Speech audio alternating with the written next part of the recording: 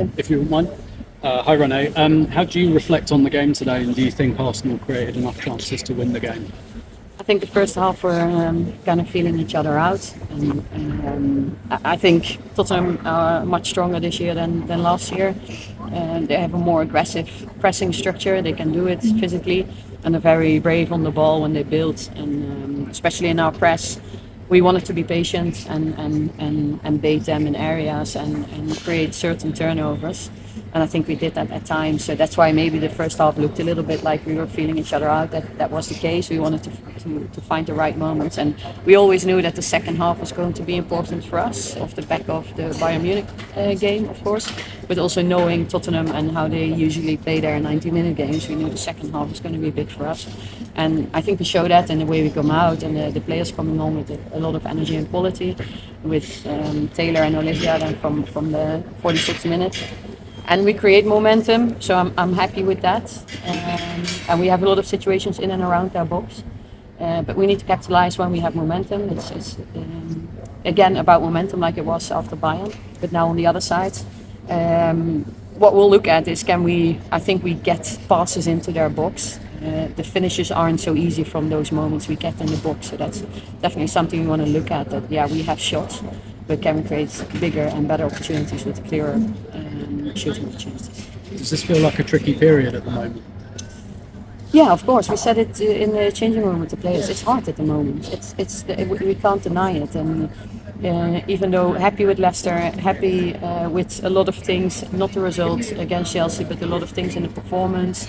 Happy with the first half against Bayern. So it's not only hard and negative. There's also a lot of positives, but we're not getting the wins that we want at the moment. And a club like Arsenal, of course, wants and needs to win. So it's a frustrating period, but we still see enough to keep on building on, of course. And we see that there's things we can do that will turn it around for us, because we believe that we have all this quality, and we did so well last year. That hasn't just gone away all of a sudden. So that's that. Just to follow up on that, I think there's a bit of concern from some fans that maybe there's been a drop-off in the performances from the Champions League. Do you kind of understand that concern? Yeah, maybe. It depends on what you're looking at and what angle you take. Champions League was also hard for us last year. Eh? We had to come back a couple of times, and we scored those 3 goals against Madrid in the second half. It wasn't easy, but we had the grit and determination and the belief that we could get what we wanted, and that's still there, of course. I think after that Champions League win, I think that showed how good we are when we're at our very, very best. And that's something we need to keep on building on. How can we be consistently at our best, and how do we get things over the line when things are hard for ourselves? Because that's, like I just said to Tim, that's no denying that it's not coming easy for us at the moment. Yeah, I know when I spoke to you before the start of the season, and you kind of reiterated the message of wanting to get that consistency. What do you think is, I suppose, the explanation for maybe not finding that yet? Yeah, I think, and that's always this side. That's the $1 million question that we all try to answer and that we all try to work on every single day. There's different expectations off the back of the last season and the success we had, and I think that's always playing a little role in the background, probably. And then there's some changes in the squad, so you have to build new relationships. Through the season, through the first block, a couple of players have come away from us, like Leah Kim, Katie Reed now, and so every team goes through that. So we just have to look at our game, and I think the WSL has changed.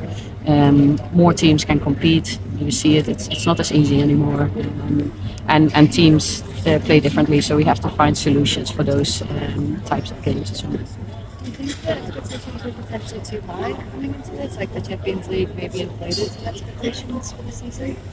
Yeah, but, a good question. I don't think we spoke much about it ourselves. But of course, what we said off the back of last season is look at what we can do when we're at our very, very best, and that creates belief in what we're doing and how good we can be. But we said ourselves and the players as well, we need to be very humble, because that was a one-off, and it was a difficult journey for us as well, that Champions League journey. And the challenge was, like we just spoke about, is to perform at this level consistently. Enquiries pretty cross got the nod today in midfield. Just want to ask, sorry, we were like kind of drifting away from the tactics now. Like, how do you assess her performance? Yeah, very good. She's shown that she was ready to start today. I think she was disciplined in her positioning. I have to watch it back. There's always details there where I wish she could have done something different like everyone. But in general, disciplined in her positioning, and then you can see how much quality she has on the ball and what she can open up for us. And the decision to bring Taylor Hine and Elizabeth on at halftime, was that like planned or tactical? No, never planned. We always plan for scenarios, but it was partly tactical. There was a yellow card involved as well. It's a North London derby, and we know that gets heated and there's emotions involved. So that was one of the reasons. On the left back position, also Taylor Hines has been doing really well consistently, trains really well.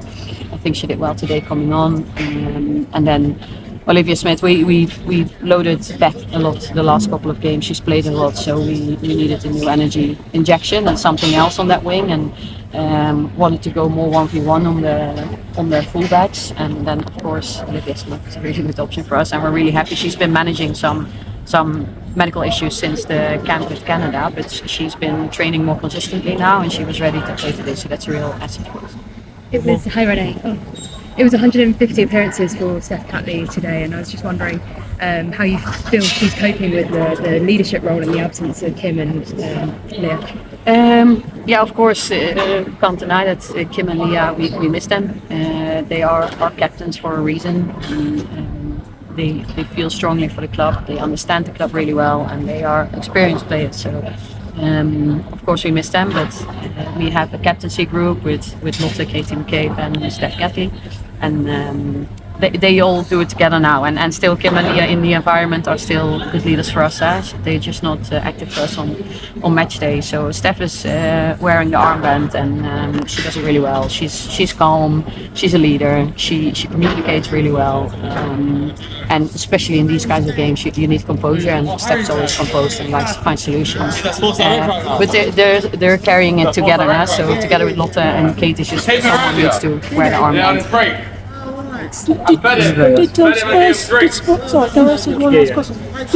Did Spurs surprise you in any way today? Because I felt like they came up with in-game solutions basically in the second half where you were really pressing them. Suddenly they worked out how to do it. Oh, they did the same as Bayern. So when they felt like they were under the pump a little bit, goalkeeper went down, and they started to play the long ball, second ball game. But I think we recognized that much better today, and we brought our midfield down, and we dealt with it much better than we did in the past. Thanks. Thanks. Cheers.